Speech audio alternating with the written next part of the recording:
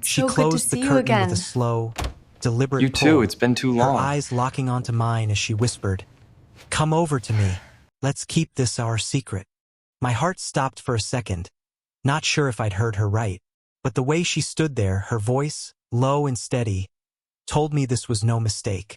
Hey, if you're watching this, drop a comment below and let me know where you're tuning in from. I'd love to hear from you. My name's Jake Thompson, and this happened to me in the summer of 2025 right here in suburban Chicago. I'm 22, just graduated college, and I was back home for a few months before starting my first real job.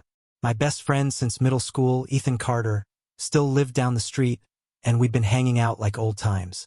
His mom, Lisa Carter, was always around. Someone I'd known for years, the kind of mom who'd bake cookies for us as kids and ask about our day.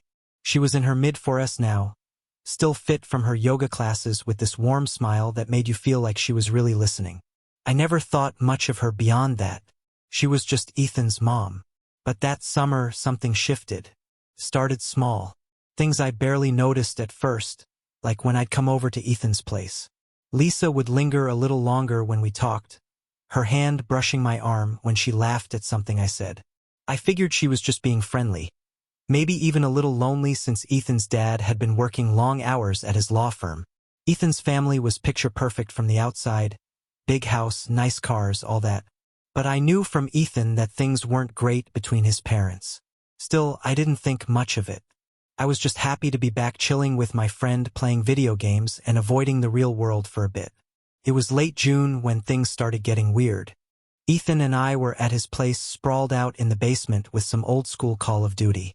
His mom called us up for dinner. She'd made lasagna, my favorite, which she mentioned with this little smile like she'd made it just for me. Ethan rolled his eyes and said, "Mom, you're trying too hard," but I just laughed it off. During dinner, Lisa kept asking me about my plans, my new job in Seattle, what I wanted out of life, normal stuff. But her eyes stayed on me a little too long, and I caught her watching me, even when Ethan was talking. I brushed it off, thinking I was reading too much into it. A couple of days later, Ethan had to head out for a weekend with his dad, some father-son camping trip to Wisconsin. I was at their house dropping off a charger he'd left at my place when Lisa invited me in for a glass of lemonade. It was hot out, so I said, "Sure," figuring it'd be a quick visit. She was wearing this sundress, nothing flashy. But the way she moved, the way she leaned against the counter while we talked felt different. We chatted about random stuff, my job, her yoga studio, how she was thinking of redecorating the house. Then out of nowhere, she said, "You know, Jake, you've really grown up. You're not that kid who used to spill juice all over my kitchen anymore." She laughed, but her tone was soft, almost like she was testing something. I just nodded, feeling a little uneasy, but not sure why. That's when it happened. She walked over to the living room window, glanced outside, and pulled the curtain closed. The room dimmed and she turned to me, her voice dropping to a whisper. "Come over to me. Let's keep this our secret." I froze, my brain couldn't process it. Was she joking? Flirting? I mean, this was Lai, Ethan's mom. I stood there, my glass of lemonade sweating in my hand, and she took a step closer. "Jake," she said, her voice steady. "I see the way you look at me. It's okay. No one has to know. I'm not going to lie." My heart was racing. Part of me was confused, part of me was curious, and a big part of me was screaming to get out of there. I mumbled something about needing to go, set the glass down, and bolted for the door. She didn't stop me, just smiled and said, "Think about it." I got in my car and drove home, my head spinning. What just happened? Did I misread it? Was she serious? And why was I even thinking about it? For the next few days, I avoided Ethan's house. I told him I was busy with job prep, but really, I was dodging Lisa. I couldn't shake her words, the way she'd looked at me. It wasn't just what she said. It was how she said it, like she'd been planning it. I kept replaying it, wondering if I'd done something to make her think I was interested. Had I? I mean, I was just being polite, normal. But the more I thought about it, the more I questioned everything. Had she been dropping hints for weeks, those little touches, the extra attention? Was that all leading to this? Ethan came back from his trip and I had to act normal. We hung out, played basketball, grabbed burgers, but every time I was at his place, I was on edge. Lisa acted like nothing had happened. She'd smile, ask how I was doing, offer me a snack. It was so normal. It made me doubt myself. Maybe I'd overreacted. Maybe she'd just been joking and I'd made it weird in my head. But then I'd catch her looking at me just for a second and my stomach would twist. About a week later, Ethan invited me over for a barbecue. His dad was there, some neighbors, a few of Ethan's cousins. I figured it'd be safe. Lots of people. No way anything weird could happen. I was wrong. Halfway through the evening, I went inside to grab a soda from the kitchen. Lisa was there alone rinsing dishes. She looked up, smiled, and said, "You've been avoiding me, Jake." My throat went dry. I laughed it off, said I'd been busy, but she stepped closer, her voice low again. "You don't have to be scared," she said. I meant what I said. It's just between us. This time I didn't freeze. I told her straight up that I wasn't comfortable with this, that she was Ethan's mom, and whatever she was thinking, it wasn't happening. Her face didn't change, but her eyes got cold for a second before she smiled again. "Okay, Jake," she said, like it was no big deal. "Your call." I grabbed my soda and went back outside, but my hands were shaking. I felt like I just dodged something, but I didn't know what. After that, I started pulling back from Ethan. I hated it.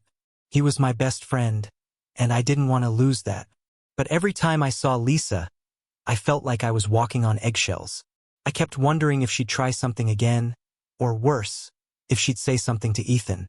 What if she twisted it, made it sound like I'd come on to her? I had no proof of what she'd said, no way to explain it without sounding crazy. I started second, guessing everything. My own actions, her intentions, even Ethan's family. Had she done this before? Was she just lonely? Or was there something else going on? I decided I needed to talk to someone. Not Ethan, that'd be too weird. I called my older sister, Emily, who's always been good at giving advice. I told her everything, leaving out the details that felt too awkward. She listened, didn't judge, and said, "Jake, you did the right thing by shutting it down, but you need to set boundaries. Don't go over there alone anymore. And if she keeps pushing, you need to tell Ethan, even if it's hard." I didn't want to hear that last part. Telling Ethan would blow everything up. He'd either think I was lying or hate his mom or me. Couldn't risk it. But Emily was right about boundaries. I stopped going to Ethan's house unless other people were around. If Lisa texted me, and yeah, she started texting me, just little things like, "Hope you're doing okay," I'd respond politely but short. Nothing to give her the wrong idea. Felt like walking a tightrope. I wanted to keep my friendship with Ethan, but I couldn't unhear what Lisa had said. Changed everything. By August, I was counting down the days until I moved to Seattle. Ethan noticed I was acting weird, and one night when we were grabbing pizza, he called me out. "Dude, what's up with you? You're like half here." I wanted to tell him, but the words wouldn't come out. Instead, I said I was just stressed about the move, the job, all that. He bought it, but I felt like garbage lying to him. The last time I saw Lisa was a week before I left. Ethan had a going-away party for me at his place. Just a small thing, some friends, music, pizza. Lisa was there playing the perfect mom, laughing and joking with everyone. She didn't say anything weird to me, didn't even look at me much. But as I was leaving, she hugged me goodbye, and her hand lingered on my back just a second too long. She whispered, "Good luck in Seattle, Jake. Stay in touch." I nodded, said, "Thanks," and got out of there as fast as I could. Now I'm in Seattle starting my new life, but I can't shake this. I keep wondering what would have happened if I hadn't walked away that day.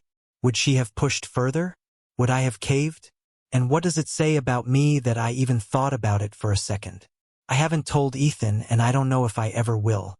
He's still my best friend, but there's this wall between us now, and it's because of his mom. I don't know if she's still thinking about me or if she's moved on to someone else. All I know is I'm glad I'm 2,000 miles away. If you're still watching, thanks for sticking with me through this. It's not an easy thing to talk about, but getting it out feels like a weight off my chest. Drop a comment below. Let me know what you think I should do about Ethan, or if you've ever been in a situation like this. And if you liked hearing this, hit that subscribe button and turn on notifications so you don't miss my next story. Thanks, guys.